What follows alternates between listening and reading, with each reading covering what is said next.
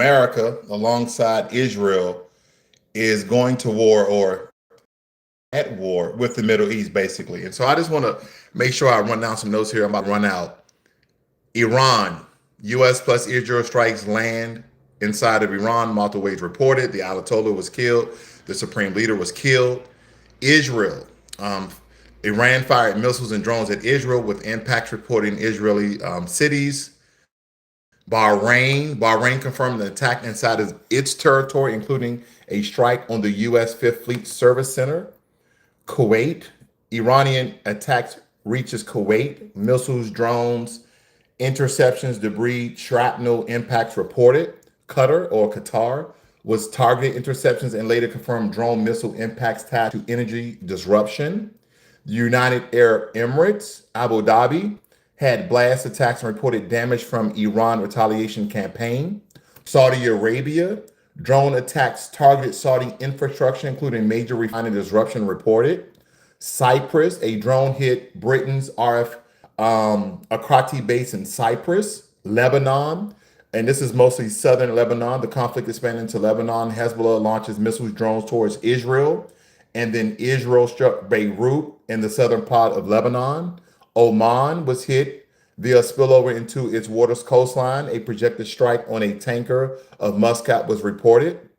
And these countries were involved in the so-called hit that's currently happening in the Middle East right now. You also have Jordan. They intercepted missiles tied to the retaliation wave. What they stated now is that's not the same as a cradle on the ground, but it is direct conflict environment in its airspace. And it kind of made me think about some things when I was going through college. Okay. Yeah, I kind of went to college. But nonetheless, it made me think about the Hegelian dialect. And I'm just going to read the official definition, and then I'm going to kind of give you to it in layman's term. It states that it's a philosophical process of dynamic change and knowledge development driven by the resolution of inherent contradiction.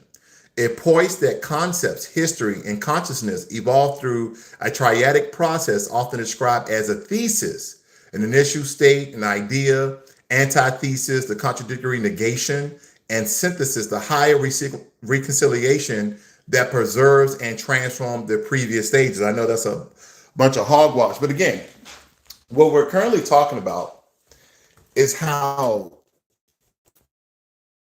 U.S. or Israel wants to accomplish a particular mission, right? So take, for instance, if gas is $2 a gallon, but they actually want to raise it to, let's say, $7 a gallon or $5 a gallon. What they do is they cause a problem. They started to have reports that Iran is enriching their uranium, and then that gives them just cause to go in and stop a lot of the enrichment of this uranium, okay? And by doing so, they report this to all the major medias and have the public to kind of buy in with their public opinion and how they're going to perceive this, that we're going to somehow psychologically approve of this. That way, when they go and attack Iran, as we did early on, I think it was late last year, I forgot the exact time frame, that we attacked Iran initially, and we supposed to destroy all of their nuclear capabilities, by the way, right? We're supposed to destroy all their nuclear capabilities.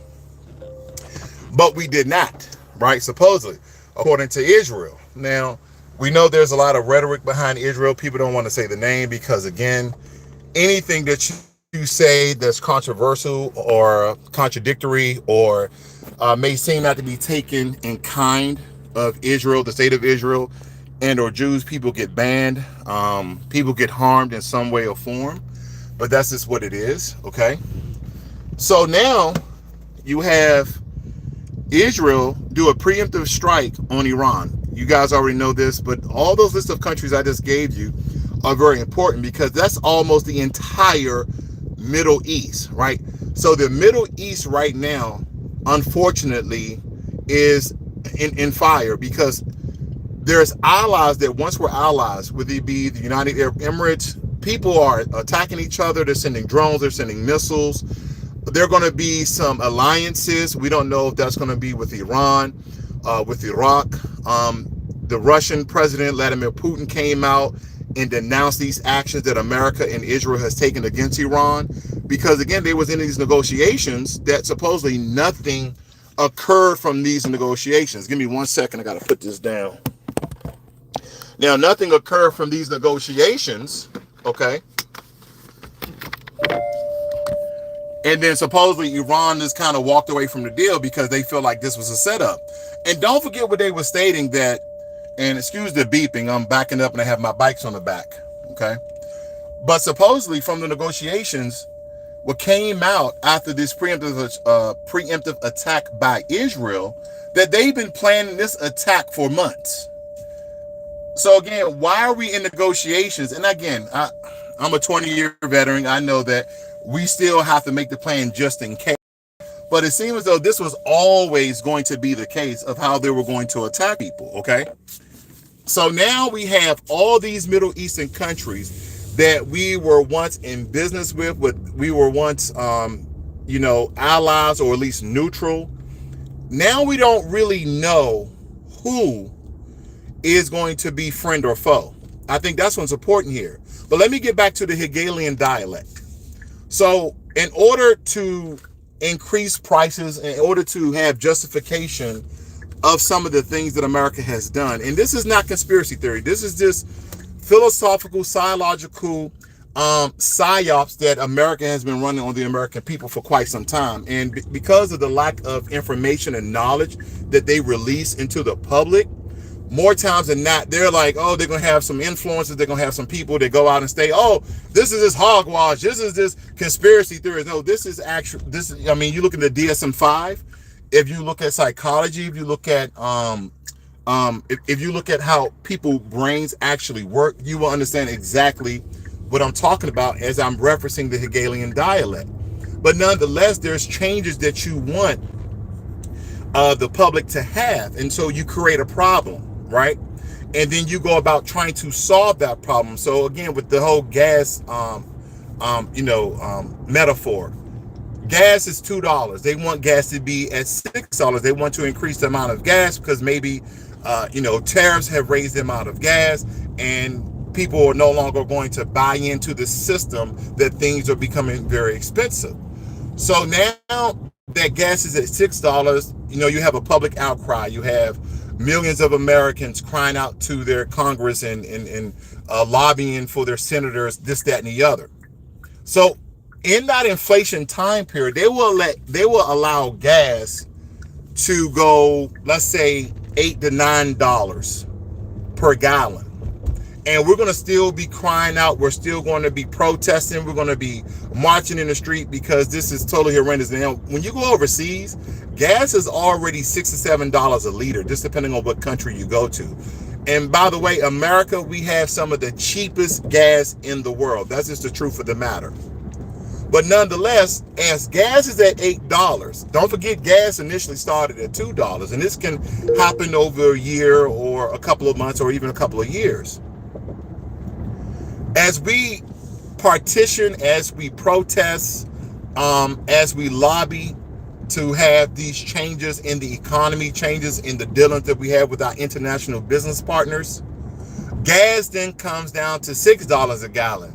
And because that gas stayed, let's say gas stayed at $8, $9 for 6 or 7, 8 months, psychologically and subconsciously, you're going to feel like it's a relief.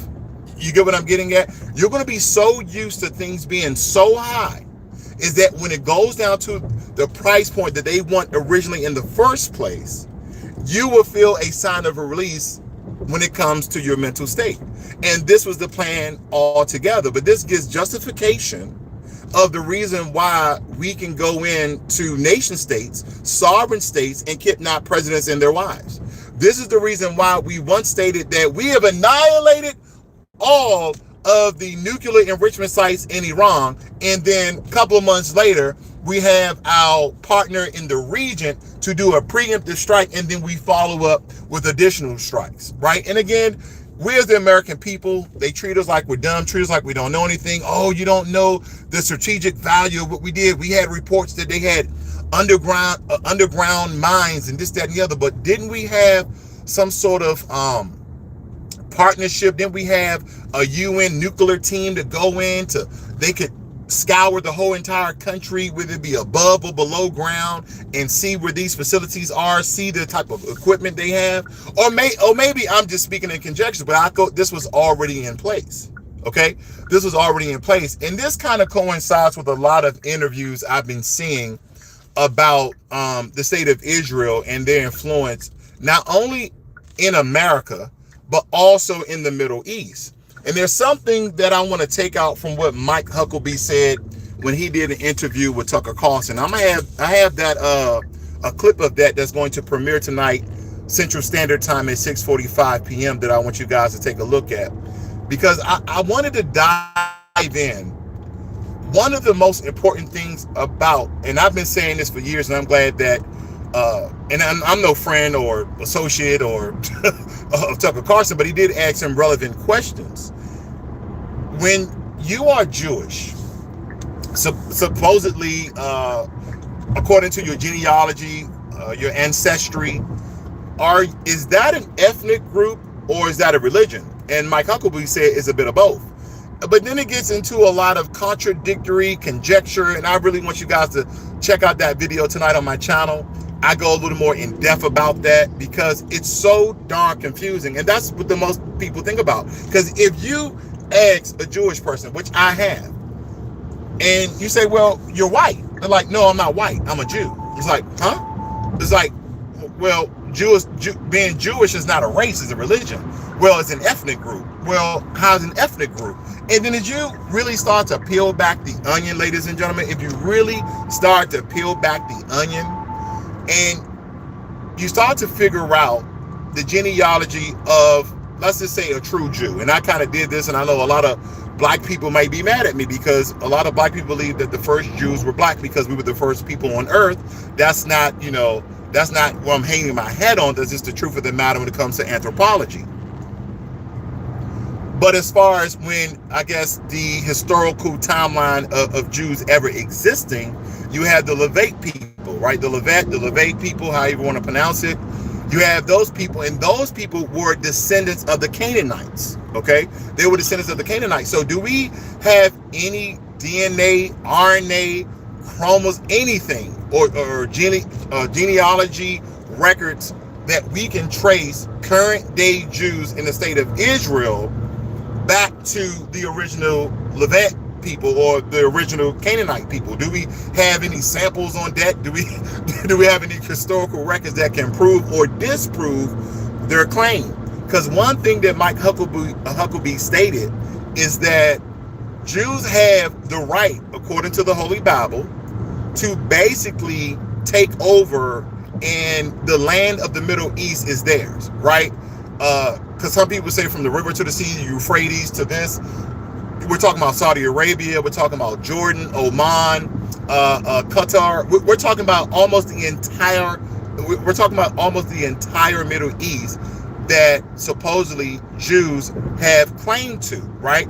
By the way of the Holy Bible, and that really started a lot of backlash. So I wondered, are all these things connected? I want you to think about a lot of the interviews that lately have been targeting Jews, not being derogatory, not being anti-Semitic, but just questioning, are they the chosen people? Do they have a right to the land they're in Palestine? And here are some other key things I'm just going to let you guys know. When we look back in between 1947 and 1948 with the UN partition plan that gave Jewish people a right to exist, a right of their own land there in the region of Palestine. Now, granted, I think an important note is not that originally, they didn't take the land originally. They actually bought some of the land there originally, and then because of wars and conflicts and disagreements, they have expanded their borders exponentially. So a lot of people are believing this is just another way for the state of Israel to expand their borders, right? To expand their borders. So I wonder what is going to be the relationship between these Middle Eastern countries, because it's going to be dire. It's going to be diabolical what may stem from this. And guess what, ladies and gentlemen? Right here in these American states, They're American people. Believe it or not, this is not to cast a lone sort of atmosphere over this, but we should be hyper vigilant, in my opinion. We should definitely be hyper vigilant, in my opinion. There just was it yesterday or the day before yesterday? There was a U.S. born Senegalese man, right, from the country of Senegal, who had a sweatshirt on in Austin, Texas. He drove past this bar supposedly a couple of times, and then he opened fire. He unalived 4 people and injured 14 more. And on his sweatshirt, it had the property of Allah. Now, first and foremost, Israel does a preemptive attack on Iran. Then America follows suit. And now we have people doing mass shootings with a sweatshirt on saying the property of Allah. Now, this is my personal belief, because I don't want anybody to coincide with what I'm about to say. Because America has become a melting pot of all these other people inside of our country who really have not been here not long at all, right? You know, majority of this population at one point in time was black, white, and Native American and Hispanic, right? Because when we're talking about Native Americans, they are a mixture of Hispanics and Spaniards and the Siberian, Mongolian type look people as well. So there's a lot of ag mixture. When you look at some of the amalgamations of Hispanic people, they would tell you that they are a mixture of Aztecian, they're a mixture of Mayan, they're a mixture of Taino people. So that's why I'm stating that. So that's why I'm going to label out the Native Americans, Hispanics, blacks, and whites, okay? The blacks that were already here prior to 1526, prior to 1619, and then of course the British, German, and all the colonizers that came over here, the so-called pilgrim murderers. But I digress. But that was America. Well, I'm talking about people who have been here 300 to 400 years, okay, on this land. Now we have people from all over the world, from the continent of Africa, Australia, Asia, Europe. We have Russians, we have Iranian, we have Iraqis, we have South Africans. We have people all over the world in our country, right? And I'm not saying that they shouldn't be here. No. If you came here the legal way, by all means, just as well as I travel the world, right? I just got back from Salvador, Bahia, Brazil, and I'm gonna release one of my vacation videos that people don't really watch, but that's okay. I'm still gonna make the video. But nevertheless, it's okay to travel, it's okay, but a lot of people come to America for opportunities because these opportunities are not being afforded in their own countries. But with that being said, everybody that comes to America, we cannot believe that they're all here for good intentions. No, I believe that there are sleeper cells right here in America from all over the country, and they can be activated at any given time. And guess what, ladies and gentlemen? Our infrastructure is not secure. Our electrical grid infrastructure is not secure. Our water infrastructure is not secure. Our sewer infrastructure is not secure.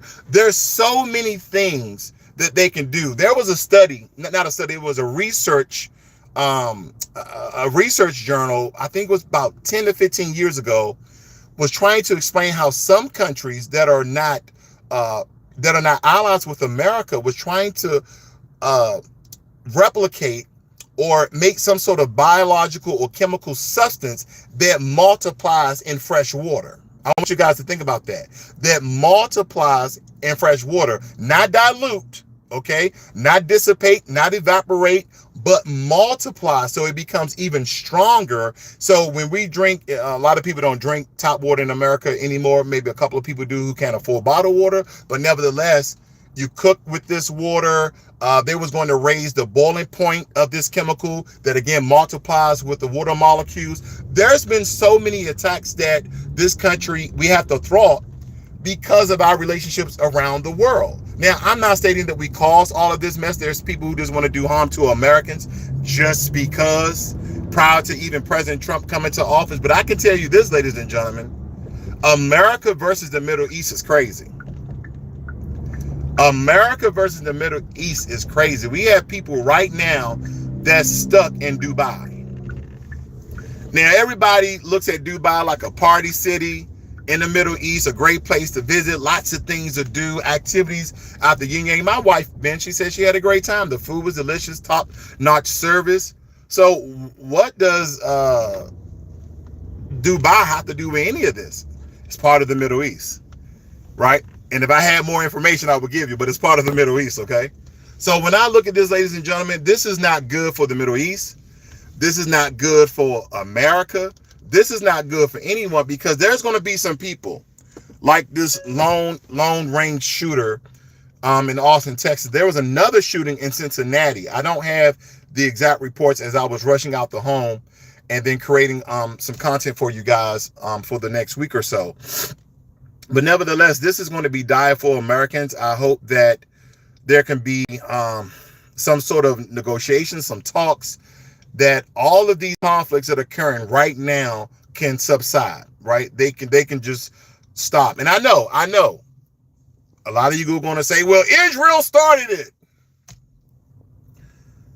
Are we as guilty as Israel, because we are playing right inside of their hands? My only thing is, when are we, the American people, ever going to receive some sort of evidence, some sort of proof that Iran indeed was still trying to enrich nuclear weapons, right? Well, they're trying to enrich uranium or any other material that you can use to make an atomic bomb. When are we going to receive any proof? Because again, these are our tax dollars. That's what a lot of people don't understand.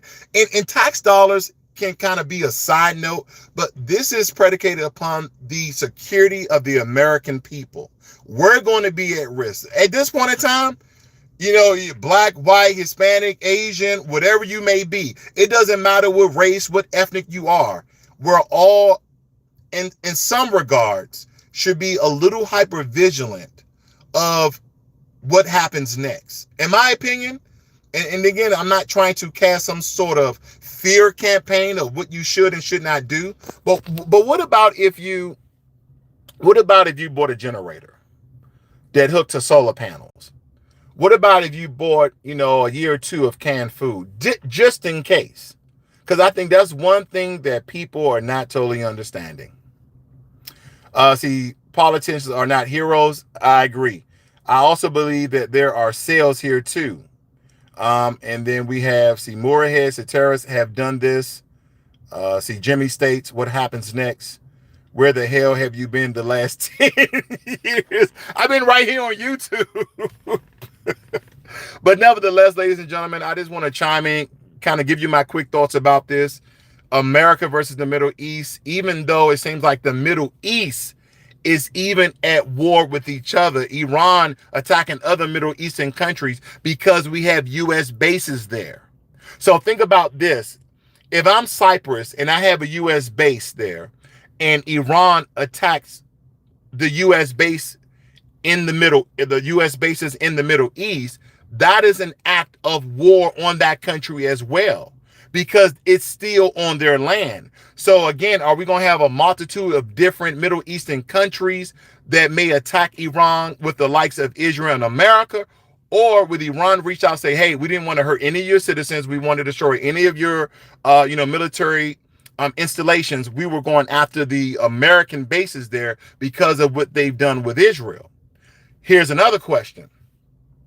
Will Iran try to make allies out of all these other Middle Eastern countries that they sent missiles and drones to the American bases there?